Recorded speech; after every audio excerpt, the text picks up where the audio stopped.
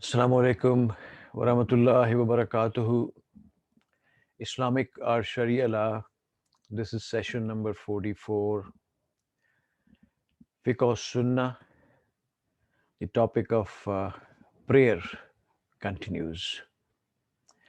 Rabbi shrah li sadri wa yassir li amri wahlul uqdatam min lisani yafqahu qawli. Alhamdulillah wassalatu wassalamu ala rasulillah amma ba'd. A'udhu billahi minash shaitanir rajim. Bismillahir rahmanir rahim. Who must pray? Prayer is obligatory upon every sane adult Muslim. Aishah related that the Messenger of Allah, upon whom be peace, said, the pen is raised for three, meaning there is no obligation upon three. One who is sleeping until he wakens, the child until he becomes an adult, and one who is insane until he becomes sane. As to the authenticity of this report, it is recorded by Ahmad, Abu Dawood, At-Tirmizi, An-Nasai, Ibn Majah, and Al-Hakim, who grades it Sahih according to the criterion of Al-Bukhari and Muslim. At-Tirmizi classifies it as Hasan.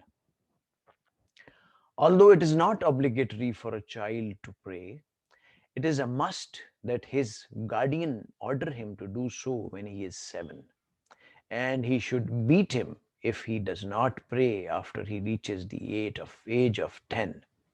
A minor should practice praying until he reaches puberty. Amar ibn Shu'aib related from his father on the authority of his grandfather, the Prophet, peace be upon him, said, order your children to pray when they reach the age of 7. Beat them if they don't pray when they reach the age of 10, and have them sleep separately. The hadith is related by Ahmad, Abu Dawood, and Al-Hakim. The later grades it Sahih according to Muslims' criteria. The number of obligatory prayers. The number of prayers prescribed by Allah is 5. Ibn Mahrez narrated that Al-Makhdaji from the tribe of Kanana heard Abu Muhammad, a man in Ash-Shams, saying, the witr prayer is obligatory. He said he went to Ubadah ibn As-Samit and informed him of this. Ubadah corrected him, saying, Abu Muhammad is mistaken. I heard the Messenger of Allah, upon whom be peace, say, Allah has laid 5 prayers upon his slaves. Whoever fulfills them and does not miss any of them will have a pact with Allah that he will let him enter paradise. Whoever does not come with them will have no pact with Allah. If he wishes, he may punish him, and if he wishes, he may forgive him. Related by Ahmad, Abu Dawood, An-Nasai, and Ibn Majah.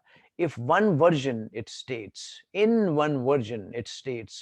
or one who comes with a deficiency in them, or who degrades their duties. Talha ibn Ubaidullah narrated that a Bedouin with unkempt hair came to the Messenger of Allah, upon whom be peace, and said, O Messenger of Allah, inform me of what Allah has made obligatory on me as regard to praying.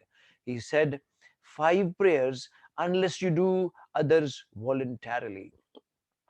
He asked the Prophet to inform him about fasting, and he said, the fast of Ramadan unless you do others voluntarily.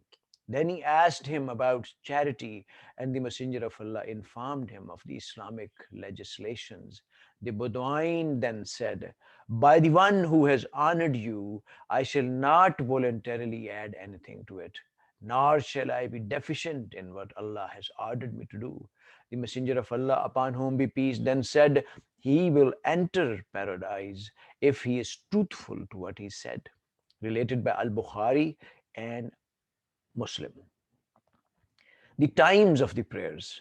Each prayer has its own particular time at which it must be performed. Says Allah, prayer at fixed Fixed hours has been enjoined upon the believers. An-Nisa, ayah 103. The Quran itself points to these different times. Allah says, pray at the two ends of the day and in some watches of the night. Lo, good deeds and evil deeds. This is a reminder for the mindful. Hud, ayah 114. Surah Al-Isra states, establish prayers at the setting of the sun until the dark of the night, and the recital of the Quran at dawn. Lo, the recital of the Quran at dawn is ever witnessed. Al-Isra, ayah 78. And celebrate the praises of your Lord before the raising of the sun and before its setting. Glorify him some hours of the night and at the two ends of the day, that you may find acceptance. Taha, ayah 130. This verse specifically refers to the dawn prayer and the afternoon prayer, as it is recorded in the two Sahihs. Jarir ibn Abdullah al-Bajali reported, we were sitting with the Messenger of Allah and we looked at the moon on a clear night. The Prophet said, you will see your Lord's moon and you will not be harmed by seeing him. So if you can, do not let yourselves be overpowered by the case of prayer before the rising of the sun and its setting. And he recited the above verse. Those are the times of the prayers that Quran mentions. From the Sunnah, we have the following.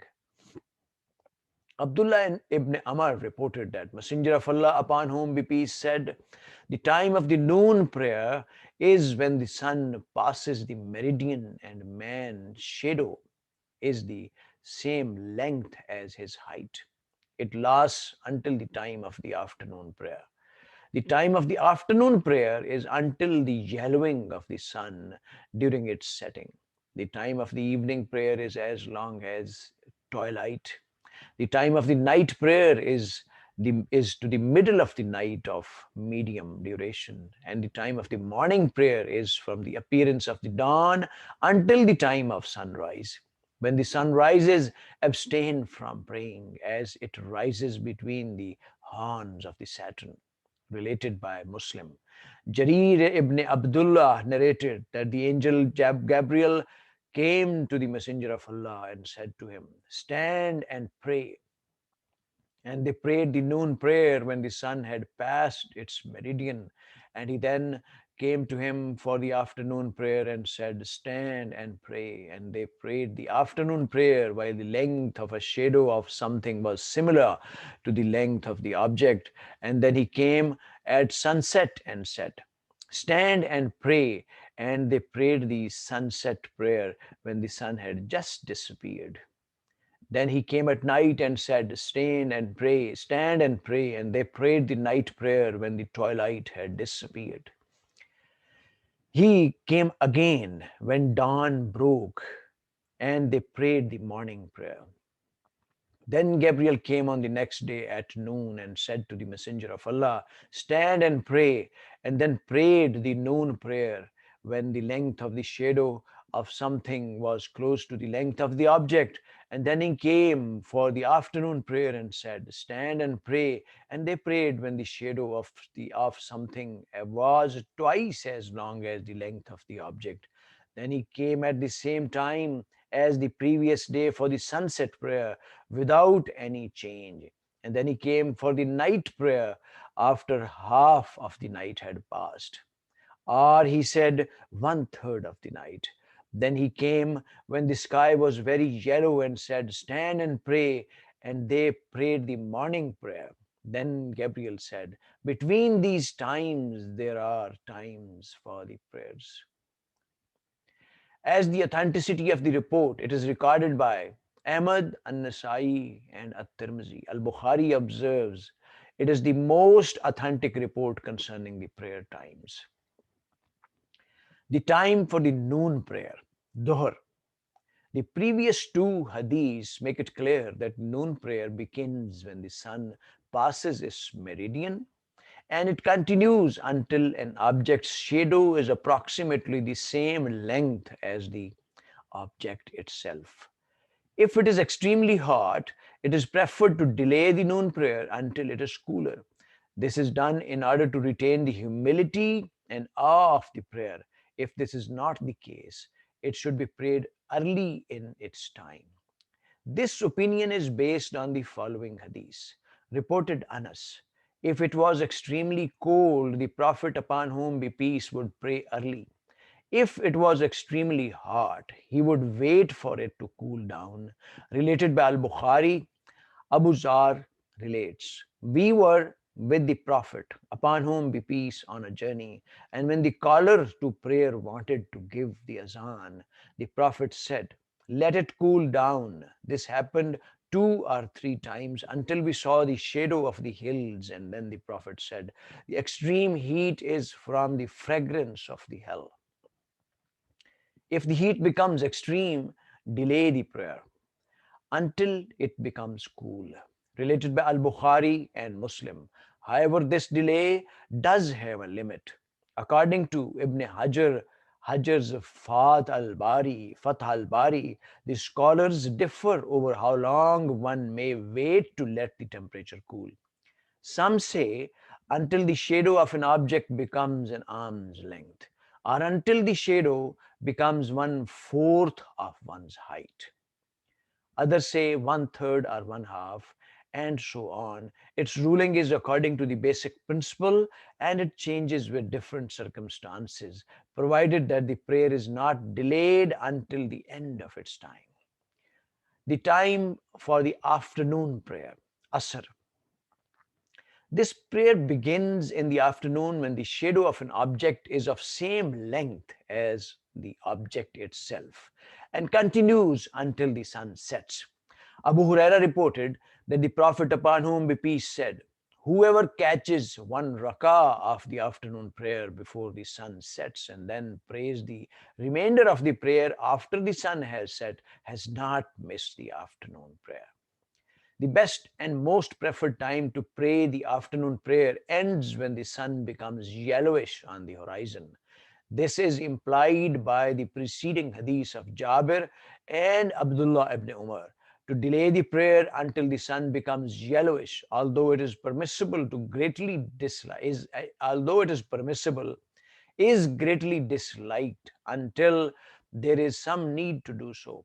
Anas reported that he heard Prophet upon whom be peace say, the following is the prayer of the hypocrite. He waits until the sun is between the horns of the Saturn, and then he gets up and prays 4 quick rak'ah, and he does not remember Allah therein save a little bit, related by the group, except by Al-Bukhari and Ibn Majah.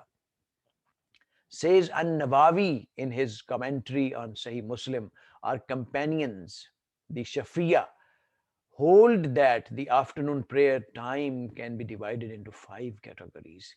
The most virtuous time, the preferred time, the allowable time in which there is no disliked aspect, the allowable time that contains some aspect of dislike, and the time that is due to some excuse or necessity.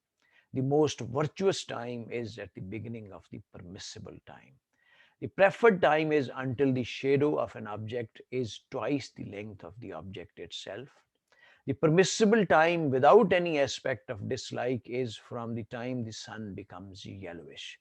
The permissible time with some aspect of dislike is from the time the sun becomes yellowish until the setting of the sun.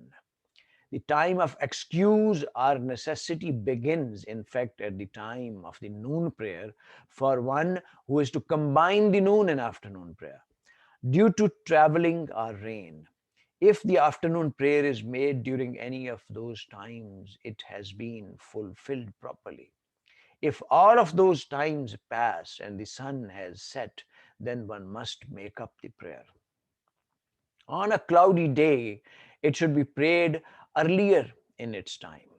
Buraida al-Aslami reported, we were with the Messenger of Allah upon whom be peace during a battle, and he said, hasten in praying on a cloudy day, for one misses the afternoon prayer, he destroyed all of his works. Related by Ahmad and Ibn Majah.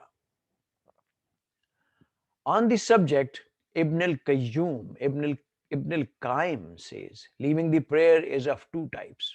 Leaving it completely and never praying it, which destroys all of one's deed. And leaving it during the particular day, which destroys all of the deeds of that day. Ladies and gentlemen, I would like to end this session here and continue on the topic of prayer, inshallah, in coming sessions. Let's pray from Allah subhanahu wa ta'ala that He gives us sincere intention and resolve to learn the commandments for us enshrined in Holy Quran and Siratul Nabi, Ahadith and Sunnah, and gives us the courage and strength to pass it on to others and apply it around the societies, countries, and world as a whole. May Allah subhanahu wa ta'ala be our best guide and protector, and may He bestow upon us what is best suited for us. Ladies and gentlemen, please take care of yourselves, your kith and kins, and your environment as a whole. Inshallah, till next session, Allah Hafiz.